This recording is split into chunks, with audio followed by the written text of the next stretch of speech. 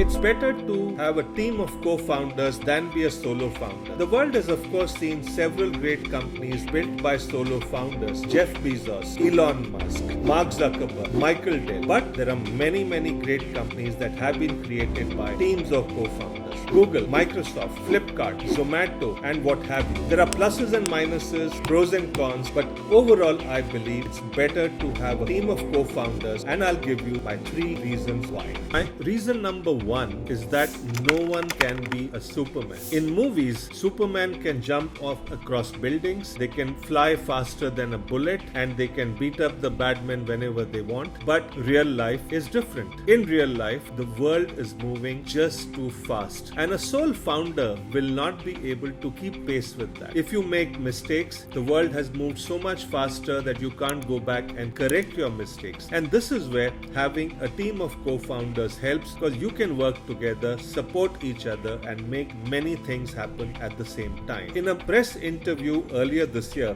Falguni Nayyar, the founder and CEO of Nykaa, has said that in its early years, Nykaa could have done a lot more if she had had a tech-savvy founder as part of her team. So there you go. I see the same thing in many of the startups I mentor. They're all a team of co-founders, a CEO and a CTO. Because of that, they're able to turn things around so quickly, do course corrections, and they're making rapid progress. The few startups that come to my mind are Beethoven, Fellow, OmniFlow, and Video. All great teams building great businesses. So no one can be a Superman. That's why you need a team of co-founders. Reason number 2.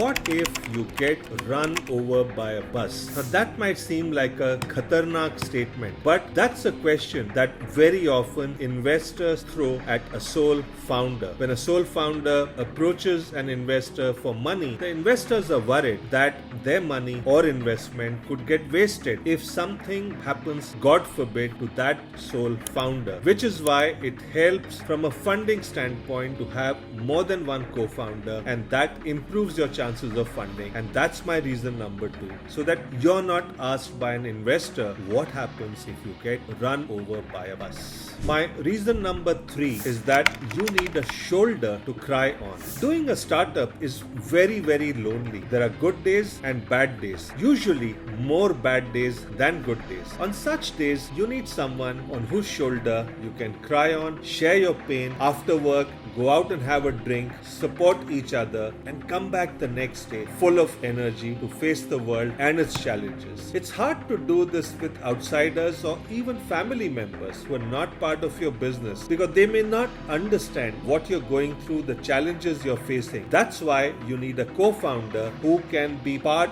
of your pain and joy, and that's my reason number 3. You need a shoulder to cry on. I'd love to hear from you. Which of these 3 reasons did you find most relevant? Reason 1, 2, or 3? Your views in the comments box below would be extremely helpful for me. Let me end by saying that if I have convinced you to become part of a co-founding team rather than be a sole founder, you'll have to be prepared to make a few adjustments. The first adjustment you'll need to of course make is to be prepared to share some of the company's equity stake with your co-founders. The second adjustment you'll need to make is that you're no longer going to be the sole decision maker. You'll have to carry your co-founders along, make them part of the decision-making process. This of course will involve a lot of debates and arguments, and sometimes even fights about what the right decision or strategy for the company should be. But I can assure you that in spite of all these debates, arguments, fights, or even sharing the equity stake, it's definitely worth it to have a team of co-founders. Life becomes a lot simpler. The business is slightly more guaranteed or assured of being on the path to success. For all these reasons, I believe that it's best to have a team of founders rather than be a sole founder.